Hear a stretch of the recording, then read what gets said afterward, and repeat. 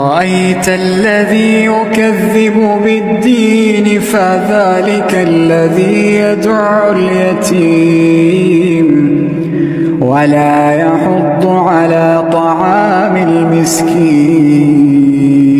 فويل للمصلين الذين هم عن صلاتهم ساهون